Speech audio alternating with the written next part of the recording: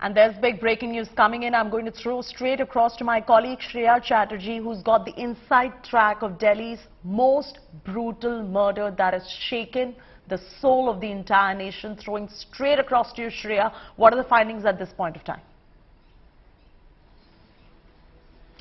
Well, thank you, Chaiti. What we're right now learning about the investigation that's panning out in the Shraddha murder case, at least 10 to 12 bones, dismembered bones, have been located by the Delhi FSL team, and it is also it was retrieved by the Delhi police, and it's been sent to the Delhi FSL, where I'm standing right now. It's important to point out that this is the very place from where these 10 to 12 bones were actually recovered. Apart from that, we also are learning that the laptop, the other things of Shivam has now been actually taken from his house. Now, Aftab's laptop has been retrieved, and these will now be sent to the FSL for checking. That's what we are learning right now. What's also important to point out, remember that Aftab had Googled about one acid, sulfur hydrochloride, to clean the floor, the fridge, and what we do know that the remnants of this liquid is now being traced by the FSL. So these are key pieces of evidence that the Delhi police has got their hands on, and they are now currently looking into to investigate this entire murder case.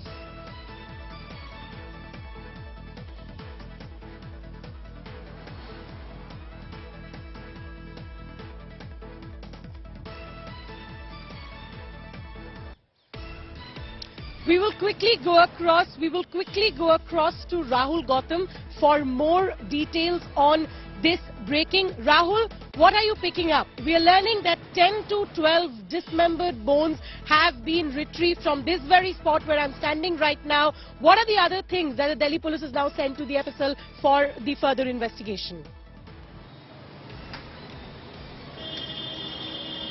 Well, you rightly pointed out, Shreya, that there are several pieces that have already been recovered by Delhi police, but there are a couple of things more which are yet to be recovered, and the most of them is obviously the chopper or the blade that was used to chop off the body of Shraddha. Now I'm standing right outside the Apex Hospital, which is here in Chhatarpur village, and as you can see, this is the same hospital where Aftab came in the month of May. He had an cut injury on his hand, and in fact he was treated at this hospital. Now I myself spoke with the doctor here, Dr. Anil Singh, and he confirmed this fact that yes, Aftab came here. He had a cut mark injury on his hand, and when doctor inquired as to what this actually led to this injury, he said that he was cutting fruits and therefore got injured. Now, the doctor himself is saying that Aftab was very confident. In fact, he was not showing any sign of tension or stress. In fact, he's also telling us that he was a bit arrogant and in fact a bit restless. We clearly show that what could have been the state of mind of Aftab after committing this gruesome crime. Also, I must tell our viewers that what we are picking from our sources now, there's one the police question is going to that the entire nation is right now probably looking forth. That is that yes, we do know how the entire incident transpired. This man has confessed before the Delhi police that he's committed the crime, but what next? The confession in itself is not enough to probably get him booked, get him a conviction in the court. So what does the Delhi police do from here forward? Because it's evidence that they have to build. But 6 months have gone by and there are a lot of things that they are missing right now. So what is the Delhi police right now, one by one, trying to do to ensure that they can make a strong case against Aftab? Rahul? Shreya, the first and foremost thing is the very confession of Aftab, which is obviously going to be used in court.